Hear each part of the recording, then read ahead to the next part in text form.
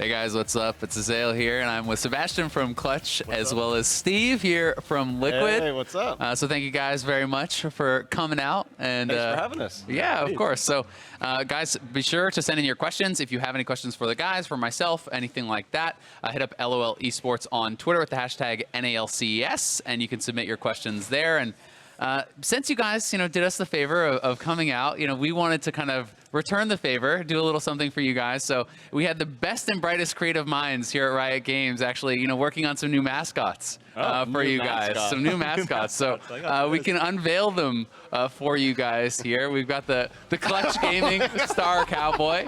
Fits perfectly in the center of your mascot. We got the shooting star right there. Not sure about the gun, but like. So wait, rioters drew this? Yeah, yeah. This is some of the best work that we could come up with. So that's what we've got for you, and we didn't want to leave you out Yeah, I either, want to Steve. see this. So Come on, bring it on. so we can bring up the the Warring Kingdom Steve. Is that Zin like riding a horse? No, this is you out at a ranch. I think this was one of our this was photographers. me this morning. Yeah, one of our photographers actually captured this actual shit. photo of Steve. There you go. So Look at that. I look pretty young in that photo. yeah, I mean I think these mascots are looking pretty good. We're not gonna just give them away too easily though. So what we were thinking, maybe a little bet on the game. Whoever loses, the mascot can become perhaps the Twitter logo for a little bit. I'm down for that. Twitter logo for a week for the loser. I mean, I feel like when you set odds, you're supposed to set them the other way, where you have the worse odds and I get the better odds, because you want a handicap? Yeah, I want a handicap, right? Like, But really, it's like a reward for not very losing. It's like a consolation prize because of how fair. great those mascots are. sounds great Okay, to me. fine. Yeah, We'll do it very for a good. day. Okay, for a day. There One you go. day, One one day. day. Okay, it's agreed. Glad to get that out of the way. So it's good to have you guys here. I think we have heard from you guys kind of in the past, obviously, Eyes On. You've been in the scene for a really long time, but not everyone, I think, is like fully clear on like what exactly you guys do. What exactly is your role in the kind of the day-to-day organization? So maybe give a little bit of a glimpse into that. Yeah. So I mean, I started my esports career kind of centered around League of Legends. I used to play professionally back in the day. This is before Season 1, baby. Actually, before Season 1. This is during the ESL time, where there were different tournaments around the world where you'd earn a certain amount of points, and then there was the World Finals in Hanover, and so I played in that, and yeah, I just started building the team, and then about 4 years ago, decided to take Team Curse at the time and actually merge that esports organization into Team Liquid. And Victor and I started running the company. As far as like the day-to-day, I am kind of really actively involved in the GM side of things in terms of putting the roster together, thinking about all the resources that the guys need in order to train. So facility and staff and analysts and coaches and sports psychologists and all that kind of stuff in the Alienware training facility. So, and then really finding the right kind of coaches to execute kind of the vision for the team. Yeah, but pretty actively involved. We were based out of LA here, and that's where we have the team. So Awesome. So pretty much overseeing everything in the day-to-day. Yep. Yeah, I mean, so I got my start in esports actually sponsoring Team Liquid. Oh, I okay, mean, okay. About 4.5, 5 years ago now, we did user acquisition and sponsorships there. Sponsored Team Liquid before the merger, then sponsored Team Liquid post-merger. Okay. Got to meet Mark and Steve and everyone out there like 2014, is that about right? Yeah, that's about right. Yeah. Long time ago. And then ran a team called Team Archon for a bit, which was Dota and Hearthstone team. Switched into Oh, the yeah, I Rockets. remember that team. Yeah. We didn't win that many games, but then we came over, joined the Rockets in 2016, spent a year figuring out what we want to do in esports. League of Legends was the best esports still is, as far as I can tell.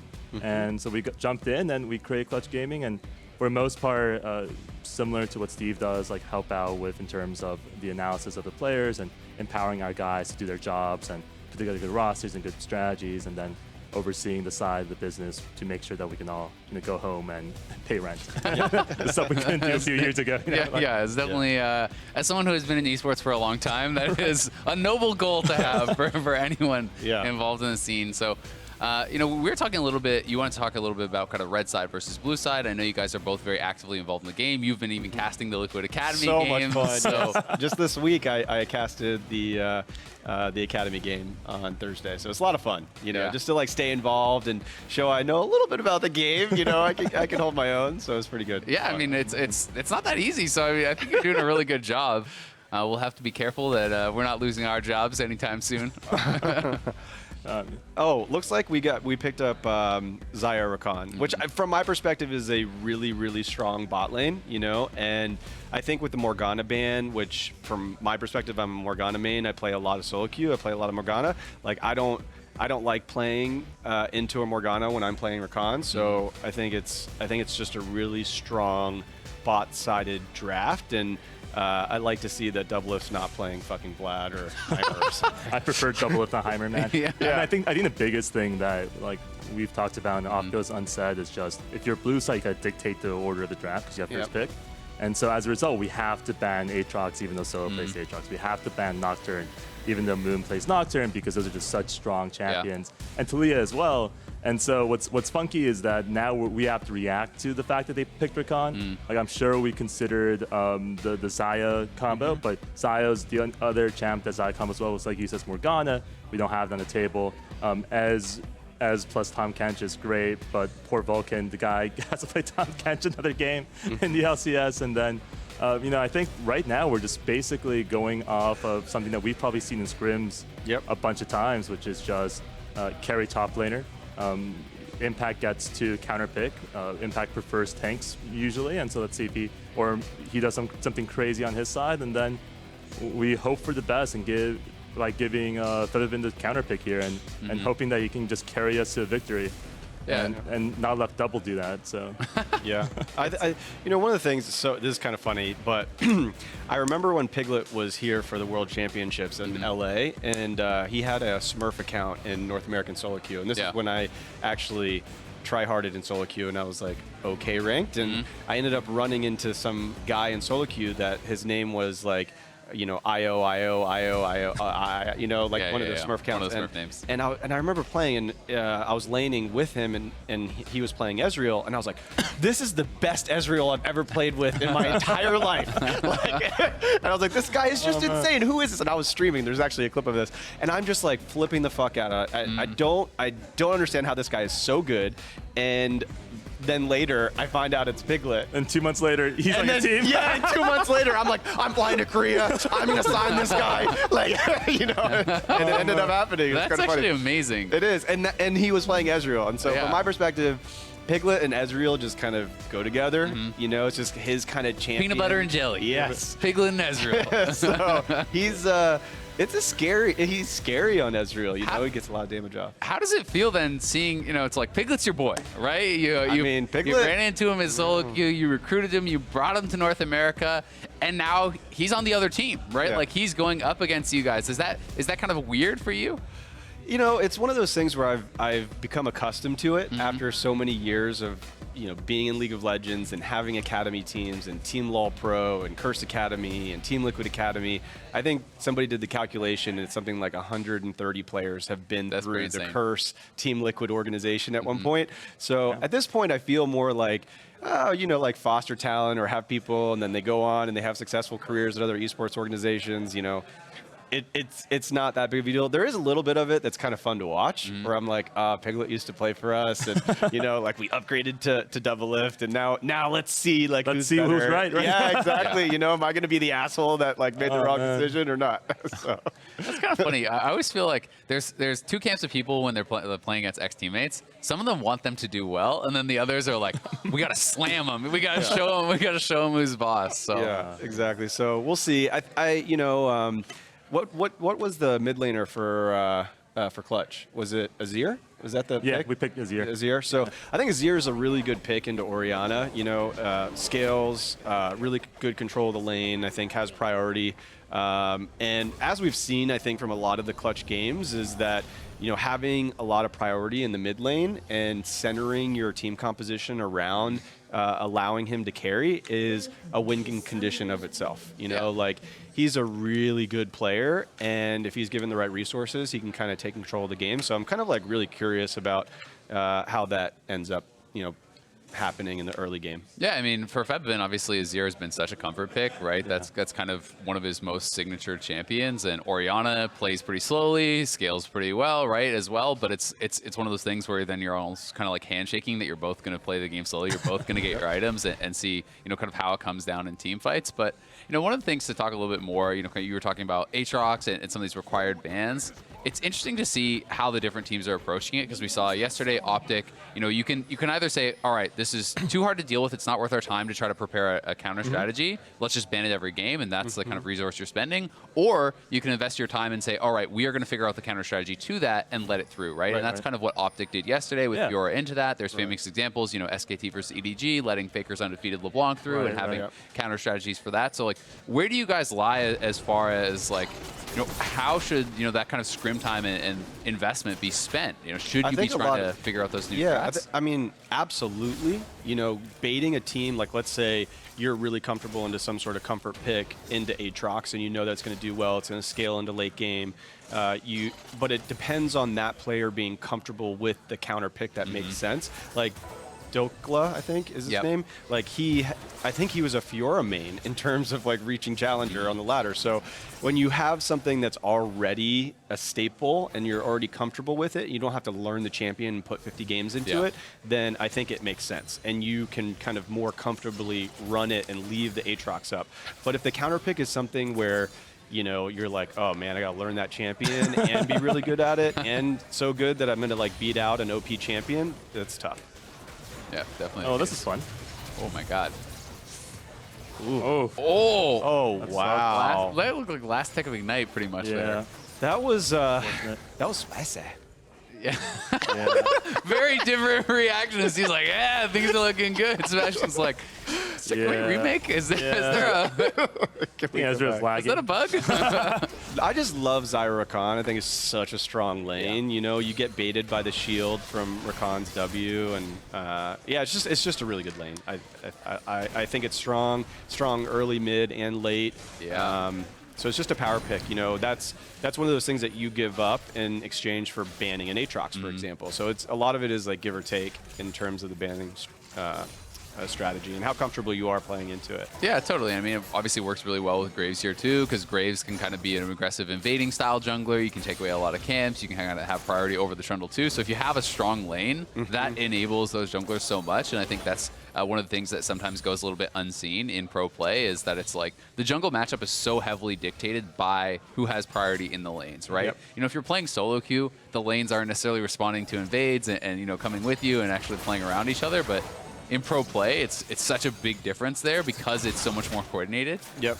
I just think that was just real quickly, that was really funny, which is that Vulcan and Piglet played enough together that Vulcan's initial reaction after eating Piglet was to step up. It wasn't to like run away. It was like, oh wait, they blew their spells, let's go after them, right? And it's really funky in terms of those are the types of like synergies we see with like Apollo and Hakuo as well. And I think those are also types of synergies you've started to see with Ole and Doublelift, where Ole plays so differently in scrims than on stage with Double. But they've started to get into a really good rhythm in terms of what they want to do and pull offs, which is fun. Oh, it looks like You got canceled. yeah, it looks like Moon's coming down here for a bot lane gank, and Ole's getting baited by the W, but Graves is here. Come on, do you have flash double lift or no? No, I think he used flash on the initial fight, so. Yeah, that's a really good gank from Moon. Yeah. Just to know that the flash is down. Smithy. Piglet, like, he's nearsighted, right? And he's like, we have no idea if Ole's going to engage, but like, nah, I'm just going to throw out true shots, more true shots at him. Yeah. Oh, man. It's really not too bad when you have teleport, which is kind of interesting. Yeah. It kind of, the whole teleport strategy means like you can play pretty aggressive in the early game, which is really favors Piglet's play style. Like, hey, if I die, I'm not going to lose experience and gold from the wave. I can just give up the, first blood gold Yeah. or whatever. It's not as bad as it could be. That's why they're nerfing teleport, right? So. Yeah, well, it's already nerfed on this patch, and it's kind of, it did have a minute longer cooldown now, and it's kind of interesting. I was talking with Freak, and this is basically the weakest that teleport has ever been in like the history of the game. But people are still playing it because at the pro level, A, it's comfort, and that's like kind of how people have learned to play the game, and B, it's again so much about the coordination and knowing how to effectively use it, because teleport is pretty garbage if you don't actually use it effectively, Yeah, exactly. right? But Yep. but if you have like a perfect TP flank, that can just decide a game with one summoner, and it's kind of that balancing act between, you talk about, okay, well, you can take more aggressive fights because you have the TP as a fallback, but you also have a higher chance of winning those aggressive fights if you take a combat summoner, right? So like, where is that break point is kind of hard to tell sometimes. Yeah, It's- exactly. It must really suck to be a top laner. Every time you've figured out something cool to do, immediately someone from the other lanes are like, no, I'd rather us do this strategy instead. They're just going to Yeah. TP Yeah. as well. I mean, it's interesting because I think you guys picked GP on the 4, Yeah. and we had counter pick on top Yep. lane, and I don't think Mundo does too well into GP, at least in the early game. Technically, GP is a like soft counter, right, to Mundo. But Yeah, I mean, I think Impact is he's like a world class tank player, right? Yeah. Like that's why you guys picked him up. He's so good at that and that style of play, and especially with the Zyra Khan and with the Graves. Yep. Like it's like you really want to put him on tank. So I think I give a lot of credit to our staff for like figuring out This that is gonna draft. be spicy because I don't know if top laner has TP or if GP is 6 already, Yeah, but this could Pobolter's go coming bad. as well, so they're Oh, actually going to Ole just definitely whiffed that. Well, Pobolter's still here, so I mean, there's chance they can Pobolter's push here. it in. Oh, come on, Shockwave. come on, Eugene, get. Oh, you hate to see it happen. Thank God! Oh, Eugene. Oh man. He got the flash. He got the flash. He got the flash. That's where. Just like all those checks finally came in handy. Damn it! Yeah, you hate to see that. Yeah, you really hate to see that happen. Such a nice way of putting things. Yeah, it is. Oh man. So, hate to see that, but pressure. Yeah.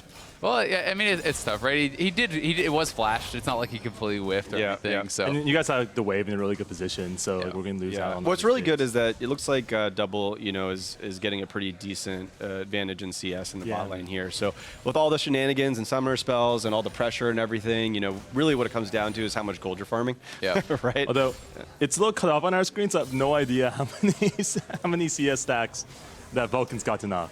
yeah. Is that well, zero? It adds into it anyway. Oh, okay. So like relic Oh, shield cool. stacks and stuff will go to the person that they have been like gifted that gold, so it will show up for Piglet.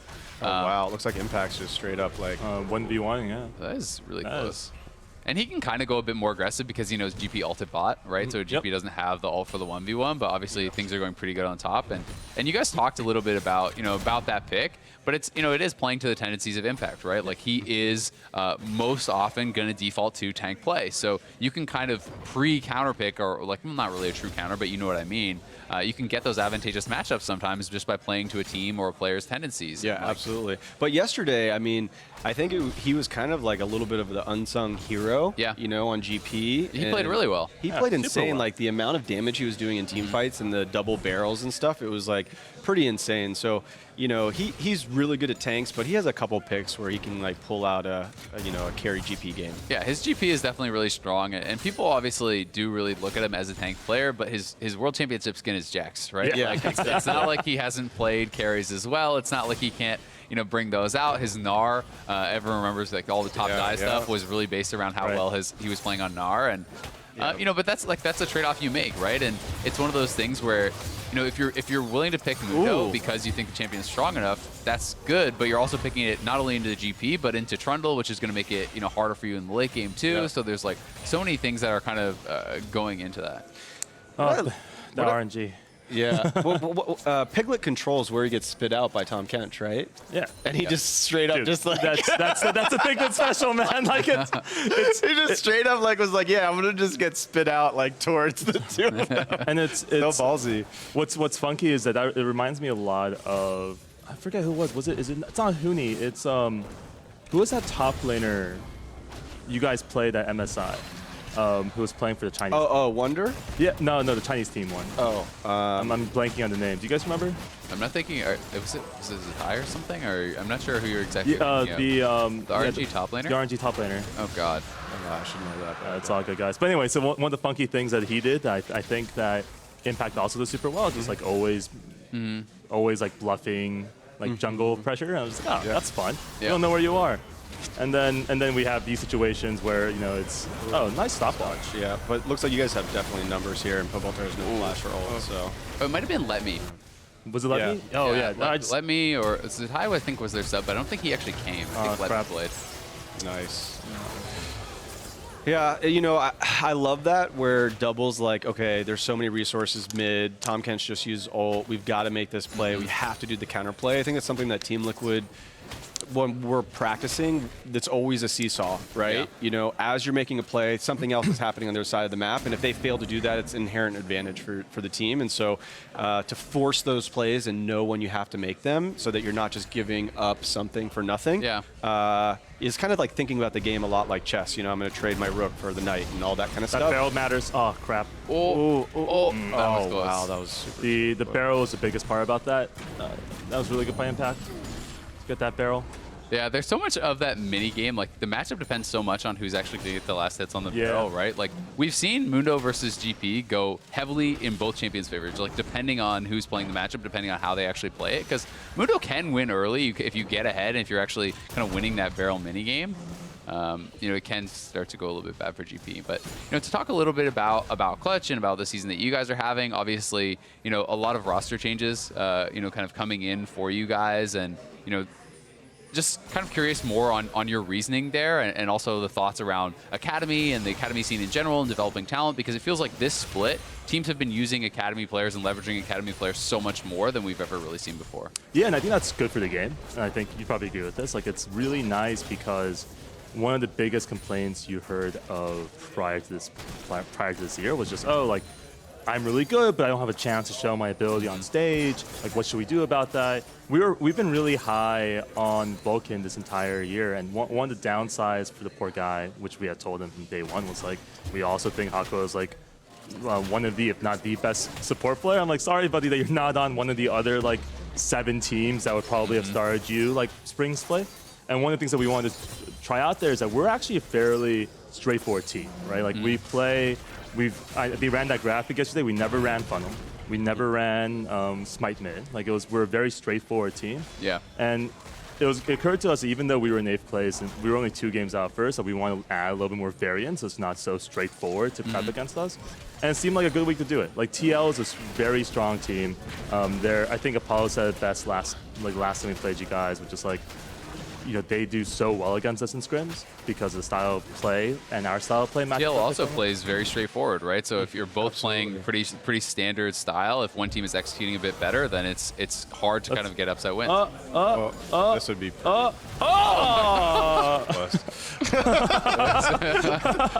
was about to say you hate to see that. Yeah. You love to see that. Oh man, I was just like, come on, buddy.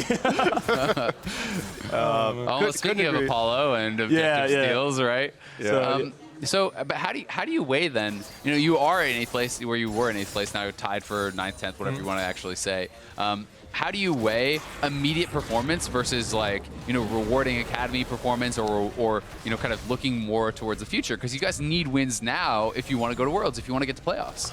It's hard, and I don't think it's necessarily a right or wrong answer for us, right? I think if we had stuck with the same roster and ran out Apollo, Hakuho, and Lyra again, we would have been pretty much in the same spot.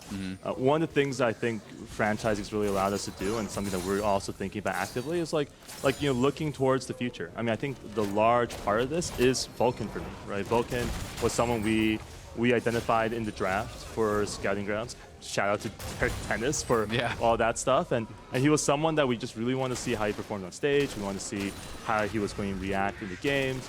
And on top of that, we didn't think at the time and still now, the delta in terms of how do you balance different players and different characters we can draft for these players versus like our wins and losses, right? And so completely agree. If we were in a situation where we would be relegated, like a la last year, I think we'd be far more risk averse, right? Because you have to get out of that zone. Everyone would be really stressed. In fact, everyone in this league would be really stressed about like making sure what's out there. Whereas now we're like, look, we want to be a little bit more empirically driven. We want to think about how these things interact with each other. We want to see how Max plays with Apollo in Academy, Max plays with Apollo and Hakuo, and in the LCS, we wanted to see how Febiven plays with Piglet Vulcan. Yeah. And so that's one of those things where we're pretty excited about that outcome, and it's great to do, but completely agree. It's definitely a riskier strategy, and one that is costing us about a 1.8K goal deficit at 15 minutes. So let's see how it happens. You're scaling.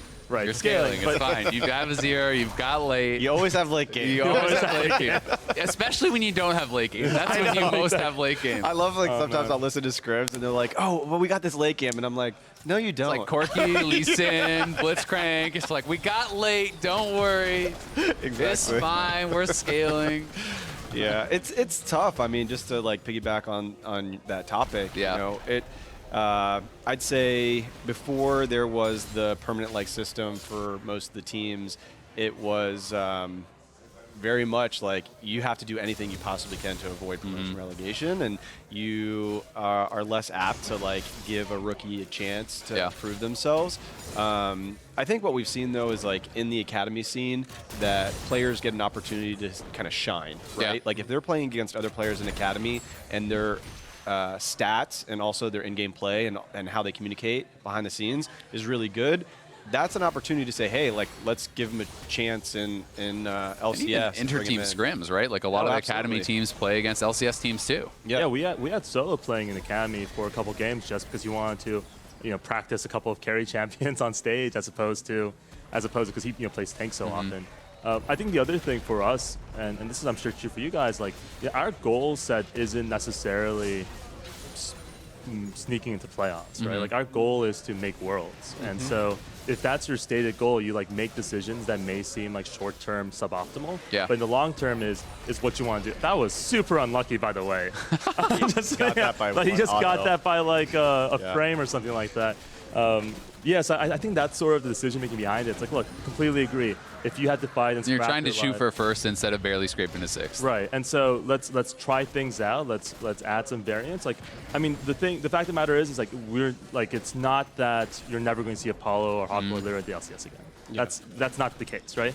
What is going to be interesting is that it makes, at least in our opinion, it'll probably make it slightly harder to prep, knowing that Piglet and Vulcan play different champion pools and you might play Piglet mid. Yeah, you never know. he might. It could happen. Just like It could happen. Like, look. Maybe top. Learn from the best, right? Yeah. We were worried if Piglet was going to play Rise this game. That would be hilarious, actually, if they played Piglet mid against you guys. But that is something that I would say people do prep for, right? Like, Piglet's play. Rise is his second most played champion in the academy right now. Well, then you can play Rise bot. And he does play Rise bot. He does play. That's why but then he sometimes goes mid anyway. Yes.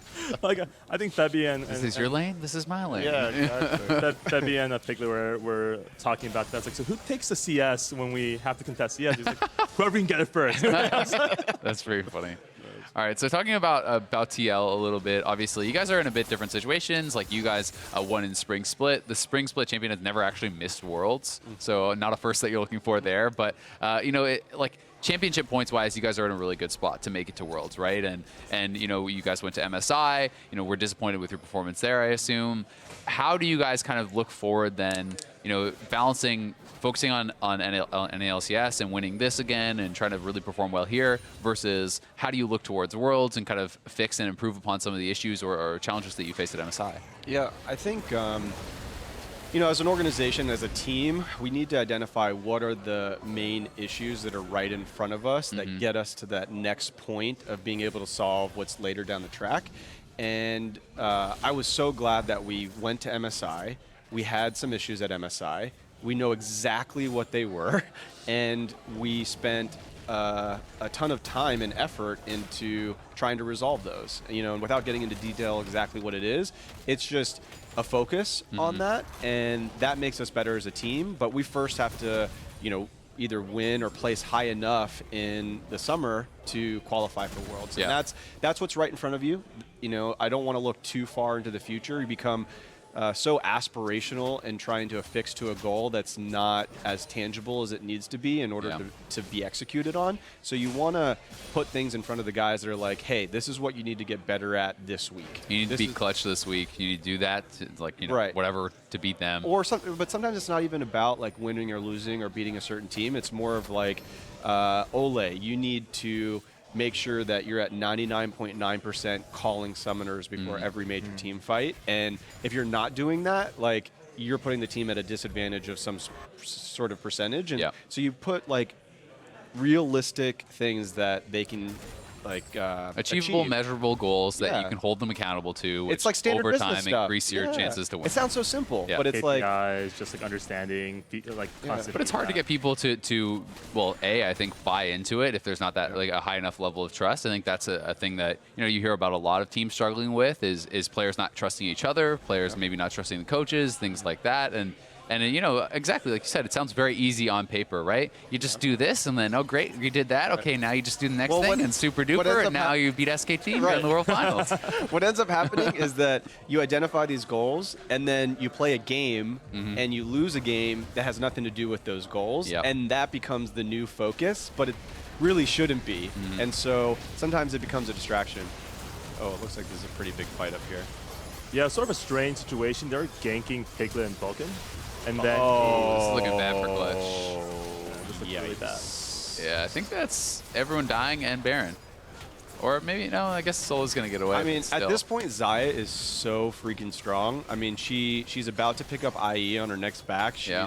over, what is that? That's like 80, Rapid 60, fire. 60 CSS. 60, 70 CS up on Piglet. Like, Yeah. that's rough. significant. You And know, it's a crit scaling marksman that kind of outscales yeah. is real too. it's really hard to beat that. And I think that's just like the power of Xayah Rakan. It's just super, super strong. It's a ticking time bomb, or, you know, good in all the phases. Now, if he gets this with a barrel, I'm going to walk off the fucking freaking stage. Okay, good. No, it's real. He didn't. But I mean, it's true, right? And it's one of those things. It's like the push and pull. You know, TL obviously has so much faith in Doublelift being able to carry games, so maybe you're willing to sacrifice, you know, the laning phase a little bit of impact on the Mundo because he can create space for your marksman who can then take over in a team fight. And this is just one of those cases where it just feels like Clutch is trying to opt into this fight, but TL seemed a little bit more prepared for it. And you know, if you can't get to Doublelift in these fights, he's so strong that it becomes all about him. I mean, part of that was Vulcan just made a little bit of a misplay in terms of where he top Kench ulted in. That's a good question. I don't know if he did. Like, it was the problem was that like they didn't show in the replay, but Ole and Doublelift were already behind in the jungle behind the tier 2, right? And so they're pincering in, and so Vulcan takes Piglet out of the fight and goes back to his tier 3. Then suddenly it's a 5v3 in the top lane. So Piglet just needed to immediately E the Ori ult or something. Oh, he had also E'd prior the before he eat it. Ole's Oh, ult, no. so Okay. it was sort of like a rock and a hard place situation for him, and that's unfortunate. You hate to see that. Yeah, you do I'd hate love see to that. see that. I'd love to see it. Well, now the game's kind of a little bit out of control. Oh man. I'm kind of curious, you know, a little bit on your guys' thoughts about North America as a region then, right? There's so much parity in the league right now. We talked about like a couple games separating first and last.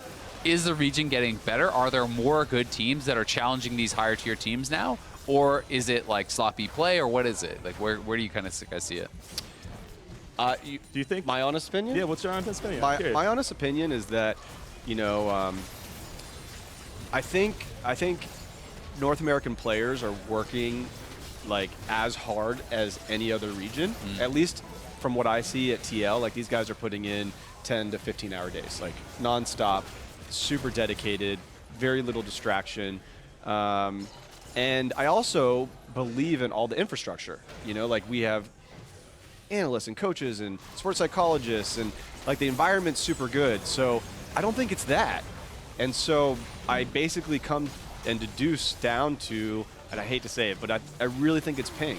Like, you play a certain amount of games every single day, and you're just getting suboptimal practice in terms of mechanics. And you know, these guys are playing on a 60 ping for most of that practice time. It's less effective. You're not getting like the kind of outplay prediction sort of stuff that you're able to do over and over.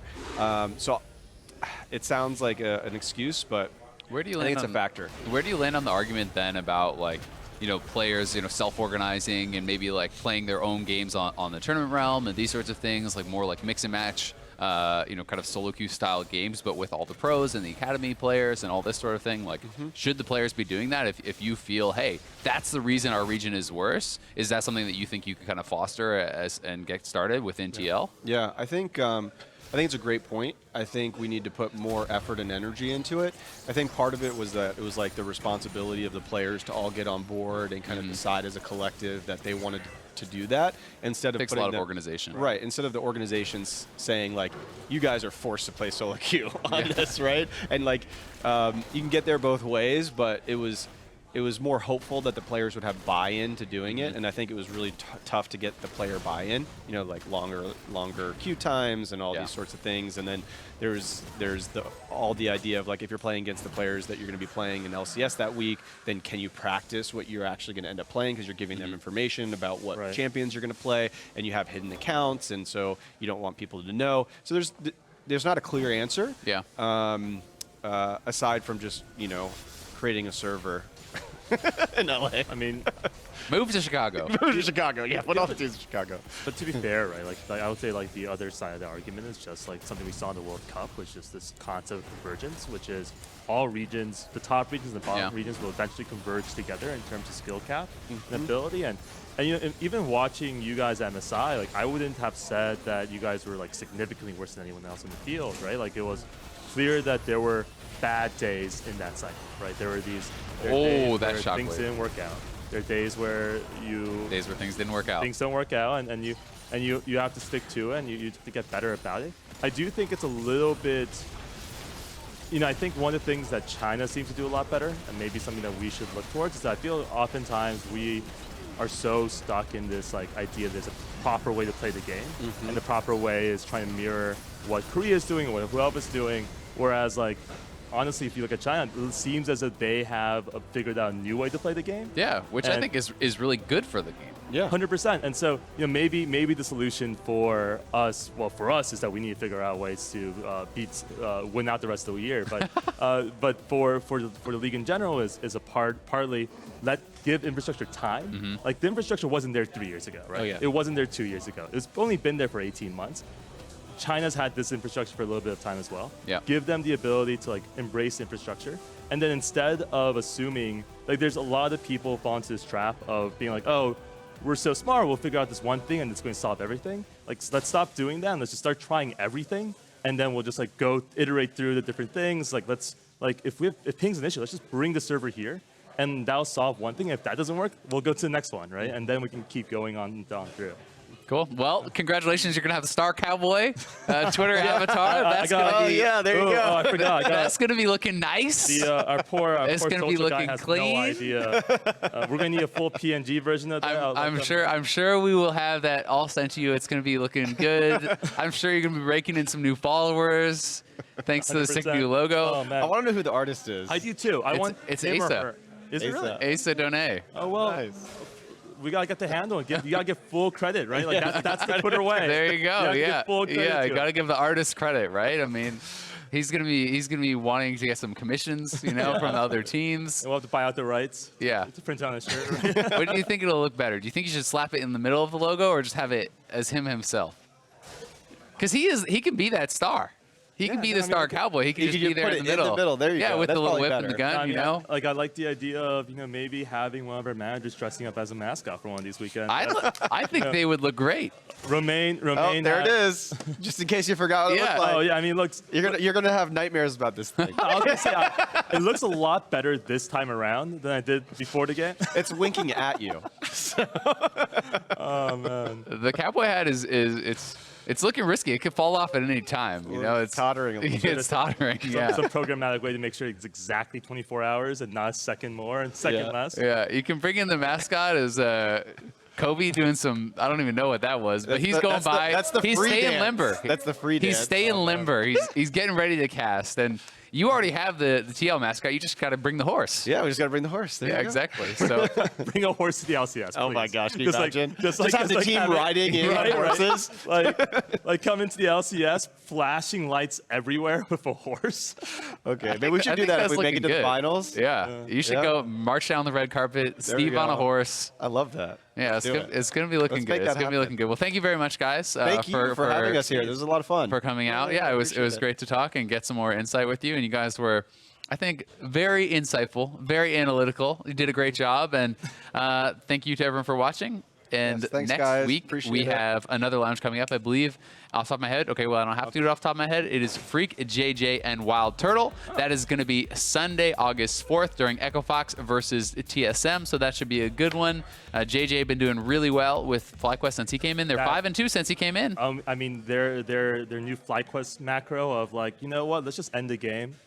let's trade base. I know, I love It's it. working it's, out. It's, Great. actually it's It's great. amazing. They're like, okay, we're gonna put the top laner and AD carry. We're just gonna side push and let's see how you deal with it. You know? I saw JJ today after the game, and he's like, after every game, I go over to Saint and I say, another clean FlyQuest Macto victory. and Saint's like perfect. Exactly, It's like, exactly. we can't So keep nailed getting away it. with this. I'm like, Yeah. I mean, I don't know. Maybe I they think you can. Maybe they can. All right. But Well, JJ is doing really well. He's Like- doing great. Like hat off to him. He's really pulling it out. more Academy talent on the up and up. Blabber's in there. We got a whole bunch of young guys coming up. But thank you again very much, guys. And we're going to hand it over to the guys at the desk to take it over for the rest of the day. Quadruple round robin best of ones with Oh, these yeah. teams. Super week. So Super we were week. playing 28 games a split, and then we did best of 3 for like 3 splits. So these guys had these splits where they were playing 45 games. Right. And now we're playing 18. So some of those guys that are at the top that have been around. It's gonna be hard to ever catch them. Oh man, yeah. If this format sticks for the next 4 or 5 years, like I don't know if anyone's catching Wild Turtle and Double to the top of that standing. Without a doubt, especially since they're still going strong Yeah. here in the North American LCS. But turning our attention towards this game more specifically, I want to take a look at the team compositions because we ought to continue this conversation around Clutch Gaming and the 3 subs that they have brought in or brought into the starting roster. Moon, Piglet, Vulcan drafted the same 3 champions that they were on in yesterday's Consistency. games. Consistent. Well, yeah. If there's one thing you can't take away from them, it's consistency. But what is our opinion of the fact that they're drafted the same exact 3 champions as they were yesterday? In a sense, given no more tools to showcase that they deserve to be on the starting roster. Well, I think that Piglet and Vulcan, as long as I've known them as a bot duo, have been one of the strongest 2v2 laners that I've ever had to play against, even in Academy and in LCS as well. So it's not a surprise to me to see them drafting Ezreal Tahm Kench, which is a really solid bot lane, can win lane, and then they're really solid mid game as well, and they can try to kind of team fight once Ezreal hits that 2-item power spike and bring TK ult places. So all signs then point to good in terms of champion select, given the the ability of these players. Yeah. But then you dive into the game itself, and some unfortunate stuff happens here early, especially for Vulcan here on the stage. Yeah, and this is a good idea to try and get aggressive here, but Vulcan greets out one extra auto attack, and so he gets one extra turret hit on him, and that leads to his death. Really unfortunate, too, because historically, Doublelift gets destroyed by Piglet. Yeah, we had heard before the show that historically his gold difference at 15, that minus 378 gold at 15, was worse than against any other player he had ever played against for 3 games or more. But he was absolutely able to turn that around today. It started with that, and then they were just selling out to get some kills later. Like the double flash behind the turret was a super clean dive onto Piglet, but stuff like that just kept Piglet out of the game. Yeah, without a doubt. From there, a 4-0 for Team Liquid up near the top side of the map will net them the Baron. It was kind of a slow bleed up until this point, and not a very high kill game to say the least. And so hard to analyze too much aside from this one big fight. JJ, what does that Tahm Kench ult make you think of? North America in a nutshell. Misplays on the Tahm Kench ults, and this was actually another weird situation because we were thinking like, okay, this feels like a normal Team Liquid game where they win bot lane and they start getting a bit of a lead, but you looked at Clutch Gaming's composition and you think, okay, if they get 2 to 3 item power spikes on Gangplank and Azir and Ezreal, they can start turning it around. So that was a real head scratcher of a play, forcing at 21 minutes right as Baron spawned, which is exactly when Team Liquid wants to try and pounce Right. before Clutch Gaming is ready. By all accounts, Clutch could have waited longer, could have just kept their foot on the brakes and tried to outscale until later in the game. But this is one of those rare occasions, funnily enough, in the summer split where the higher seeded team comes away with a victory over the lower seeded team in this game. And so that's what I want to dive into here, kind of the topsy-turviness of the NALCS. And since we've got you on the desk, JJ, I know you have maybe a theory or two as to why we're seeing all the craziness. Yeah, I'm not sure exactly if this is like 100% what happened, but I think a few weeks ago, the bottom teams were scrimming each other and they developed a meta that was better than the meta the top teams were playing. So when it came time to play LCS, the bottom teams were actually playing a better meta than the top, and they started beating them out, and that caused this like topsy-turvy standings where everyone's super close, and the teams that are supposed to be worse are beating the teams that are better, and the teams that are better are just like playing incorrect meta, or not incorrect, but Not even playing the right game of League of Legends. exactly, and that just caused a lot of the wins that we see now. I think now things are evening out a lot more as AD carries come back into the meta, and you'll see teams like 100 Thieves, Liquid, Echo Fox like still be up there, but for a while there, I think that's might be what caused that disparity. Yeah, and that's interesting. Do you expect then Team Liquid and Echo Fox to just shoot ahead and even FlyQuest, Golden Guardians, Optic to fall back down? Or do you feel like you've made or learned different things that are going to allow you to stay competitive if everyone goes back to what Spring Split meta was? To be honest, I don't know what's gonna go on anymore, mostly because a lot of the bottom tier teams are still beating the top tier teams, even now that the meta is normalizing a little bit.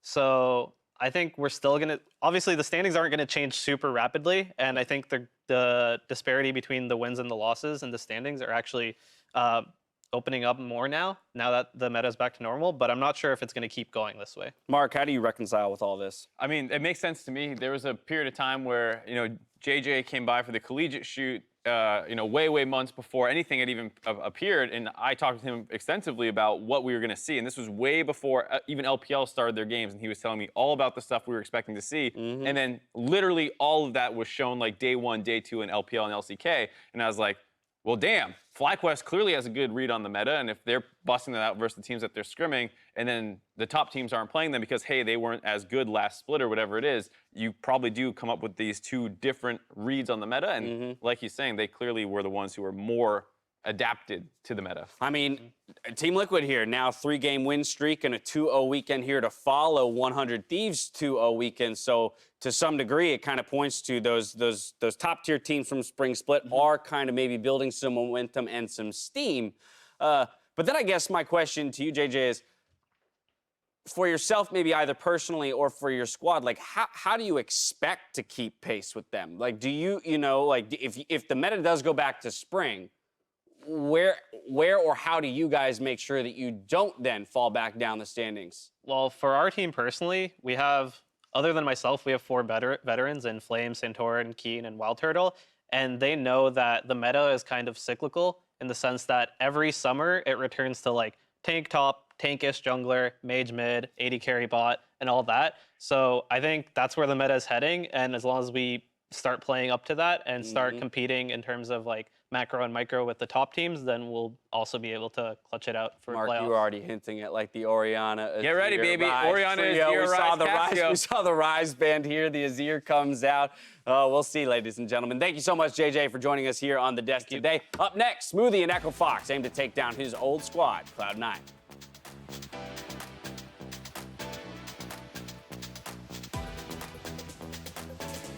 Bot lane's being pushed. Spit out, double lip going low. Vulcan taking turret shots. One last hit. The minions are going to take him down. Piglet gets activated on the bot side, and there's the charm. There's the entrance, and there's Piglet going down to double lift.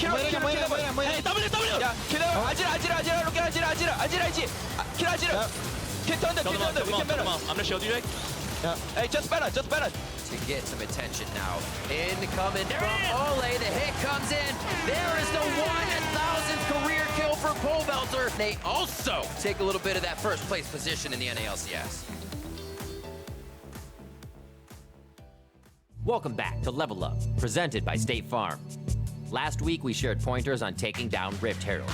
So this week, we wanted to give some tips on using Eye of the Herald. As of patch 8.14, Shelly prioritizes minions and turrets over champions, so try to activate her trinket when the enemy minion wave is cleared so she remains undistracted. Since hard CC can cancel the summoning of Rift Herald, try popping the trinket out of sight, perhaps just out of lane.